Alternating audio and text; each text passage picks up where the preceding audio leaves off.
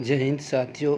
आइए हम आज बात करते हैं क्लास 10वीं के हिंदी के पाठ 4 के महत्वपूर्ण प्रश्न एवं उनके उत्तर। हमारे यूट्यूब चैनल DK दयालु क्लासेस में आप सभी छात्रों का स्वागत है। प्रश्न कहते हैं, नाखून क्यों बढ़ते हैं? नाखून क्यों बढ़ते हैं के लेखक कौन है? तो हजारी प्रसाद द्विवेदी। लेखक का परिचय। हजारी प्रसाद द्विवेदी का जन्म 1907 में उत्तर प्रदेश के बलिया जिले के आरत दुबे का छपरा नामक गांव में हुआ था। इनकी प्रारंभिक शिक्षा घर पर ही संस्कृत के माध्यम से हुई। उस शिक्षा के लिए ये काशी हिंदू विश्वविद्यालय गए। वहाँ से इन्होंने ज्योतिषाचार्य की उपाधि प्राप्त की थी। हजारी प्रसाद द्विवेदी का जन्म जो है 1907 में उत्तर प्रदेश के बलिया जिले के आरत दुबे के छपरा नामक गांव में हुआ था। इनकी प्रारंभिक शिक्षा यानी हजारी प्रसाद द्विवेदी का प्रारंभिक शिक्षा कहाँ हुआ था? तो घर पर ही हुआ था और संस्कृत के माध्यम से हुआ था। उस शिक्षा के लिए कहाँ निकल गए थे? तो काशी हिंदू विश्वविद्यालय गए। वहाँ इन्होंने ज्योतिषाचार्य की उपाधि प्राप्त की यानी ज्योतिषाचार्य की उपाधि धारण प्राप्त किया था। कुछ समय तक इन्होंने शांति निकेतन में अध्यापन का काम किया। कहाँ? तो शांति निकेतन में, पश्चिम बंगाल में जो शांति निकेतन है रविन्द्रनाथ टैगोर द्वारा स्थापित, उसमें इन्होंने क्या किया? अध्यापन यानी पढ़ाने का कार्य किया। वे यहाँ के हिंदी भवन के निदेशक बने। कबीर पर गहन अध्ययन करने के कारण 1949 में लखनऊ विश्वविद्यालय ने इन्हें PhD की मानद उपाधि से सम्मानित किया। किससे किया? तो PhD की मानद उपाधि सम्मानित कर दिया 1950 ईस्वी में।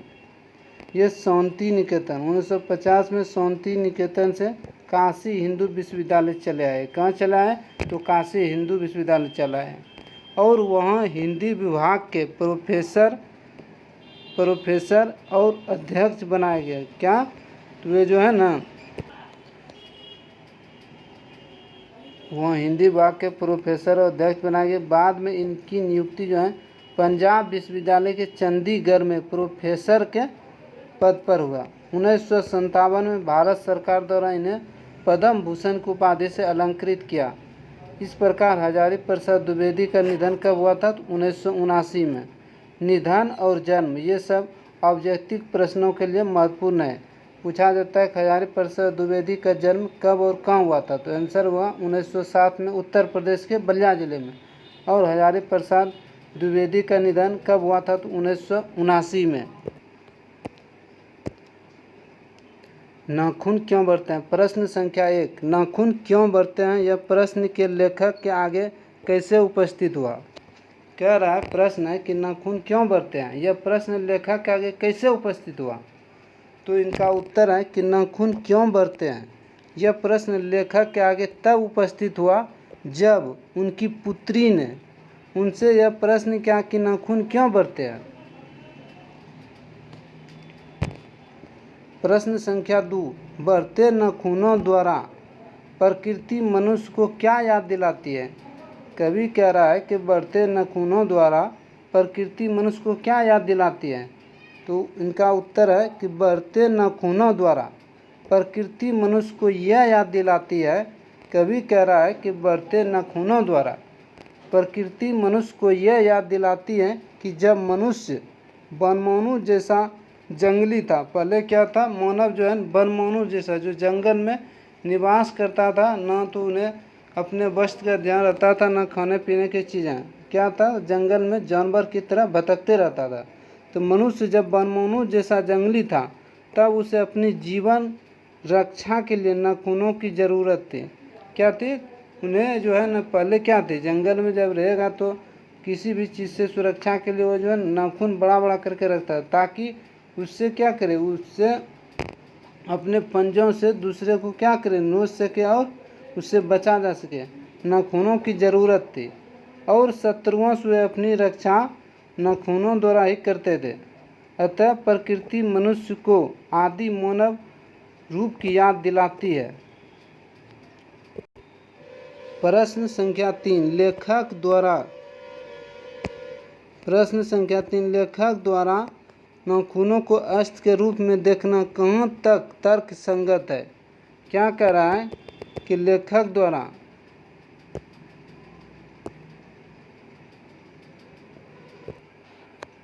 द्वारा नाखूनों को अस्त्र के रूप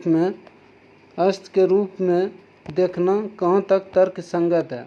उत्तर है लेखक द्वारा नाखूनों को अस्त्र के रूप में देखना पूर्णतः तर्क संगत है, क्योंकि उस समय ज्ञान विज्ञान का विकास नहीं हुआ था। कवि कह रहा है कि लेखक द्वारा नाखूनों को अस्त्र के रूप में देखना पूर्णतः तर्क संगत इसलिए मानता है क्योंकि उस समय ज्ञान विज्ञान की विकास नहीं हुआ था। मानव वनमानुष जैसा जंगली था। जीवन रक्षा अथवा प्रतिद्वंदियों से जूझने के लिए यानी दूसरे से लड़ने के लिए यानी एक दूसरे प्रतिद्वंदी से जूझने यानी लड़ने के लिए अस्त्र की आवश्यकता ली। इस आवश्यकता की पूर्ति के लिए वे नाखूनों का उपयोग करते थे, अर्थात नाखून ही उनके मुख्य अस्त्र थे।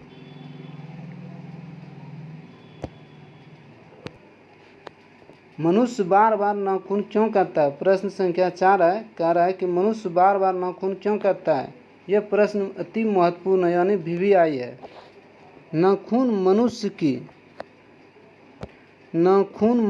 की पांचवी वृत्ति का प्रतीक है। क्या है? पांचवी वृत्ति का प्रतीक है। मनुष्य इसे बार बार काटकर अपनी पशुता को मिटाना चाहता है। कवि कह रहा है कि नाखून जो है मनुष्य की पांचवी वृत्ति का प्रतीक है। मनुष्य जो है इसे बार बार काटकर अपनी पशुता को मिटाना चाहता है, यानी जिस प्रकार जानवर अपने नाखूनों को कभी नहीं काटता है तो वो जानवर कहलाता है, ठीक उसी प्रकार मनुष्य उस जानवर की भाषा से छुटकारा पाने के लिए क्या करता है, तो अपनी नाखूनों को क्या करता है, बार बार काटता है यानी मिटाना चाहता है। वह चाहता है कि उसके पास बर्बर युग का कोई अवशेष न रह जाए, यानी बर्बर युग यानी नाई युग का कोई अवशेष न रह जाए। इसी उद्देश्य से मनुष्य बार बार नाखूनों को क्या करता है, तो काटता है और काटने का प्रयास करता है। प्रश्न संख्या 6 नख यानी नाखून बढ़ाना और उन्हें काटना कैसे मनुष्य की सहजात वृत्तियां है, इनका क्या अभिप्राय है। नख यानी नाखून बढ़ाना और उन्हें काटना मनुष्य की अभ्यासजन्य सहज वृत्तियां है। शरीर ने अपने भीतर एक ऐसा गुण पैदा कर लिया है जो अनायास यानी दूसरे चीज़ यानी अनावश्यक ही काम करता है। असल में सहजात वृत्तियाँ अनजान स्मृतियों को कहते हैं कि मनुष्य के भीतर नख बढ़ाने की जो सहजात वृत्ति है क्या उसके पशुत्व का प्रमाण है, और उन्हें काटने की जो प्रवृत्ति है वह उसकी मनुष्यता की निशानी है। यद्यपि पशुत्व के चिन्ह यानी यद्यपि कह रहा है कि पशुता के चिन्ह यानी पशु के चिन्ह उसके भीतर रह गए हैं, लेकिन वह पशुत्व को छोड़ चुका है, क्योंकि पशु बनकर वह आगे नहीं बढ़ सकता। कवि कह रहा है कि मनुष्य में पशुता के गुण रह गया, लेकिन वह पशु बनकर वो आगे नहीं बढ़ सकता। इसलिए लेखक के कहने का अभिप्राय यह है कि जब तक मनुष्य अस्त्र बढ़ाने की ओर उन्मुख है उसमें पशुता की निशानी अर्थात नख बढ़ाने की प्रवृत्ति शेष है, क्योंकि अस्त्र शस्त्र बढ़ाने की प्रवृत्ति मनुष्यता को विरोधी बनाता है, यानी एक दूसरे का क्या बना देता है, विरोधी बना देता है। प्रश्न संख्या 12 मनुष्य की पूंछ की तरह उसके नाखून भी एक दिन झड़ जाएंगे। पुरानी शास्त्रियों की इस अनुमान से लेखक के मन में कैसी आशा जागती है। उत्तर मनुष्य की पूंछ की तरह उसके नाखून भी एक दिन झड़ जाएंगे, यानी कह रहा है कि जिस प्रकार मनुष्य में पूंछ नहीं पाए जाते हैं ठीक उसी प्रकार उसके नाखून भी एक दिन क्या हो जाएंगे, समाप्त हो जाएंगे। पुरानी शास्त्रियों के अनुमान से लेखक के मन में यह भाव जागता है कि जैसे जैसे मनुष्यता का विकास होता है। जैसे जैसे मनुष्यता का विकास होता जाएगा वैसे वैसे मनुष्य अपने गुणों को पहचानने लगेगा। प्रेम, करुणा आदि का भाव जागृत होगा तथा सारे संसार को अपने जैसा समझने लगेगा। पशुता की प्रवृत्ति नष्ट हो जाएगी। संसार में एक ऐसी प्रवृत्ति का उदय होगा जिसमें न कोई हलचल रहेगी और न ही कोई विरोध। अतः लेखक के मन में आशावादी विचार प्रकट होता है।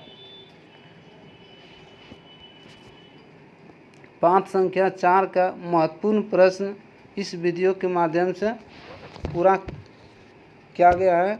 अतः जो भी महत्वपूर्ण प्रश्न थे हमने इस वीडियो के माध्यम से आपके सामने रखा है, जो आगामी वो 2025 के लिए हिंदी के लिए महत्वपूर्ण है। वीडियो अच्छा लगे तो सब्सक्राइब एवं शेयर अपने दोस्तों के साथ करें और वीडियो को लाइक एवं कमेंट ज़रूर करें। धन्यवाद।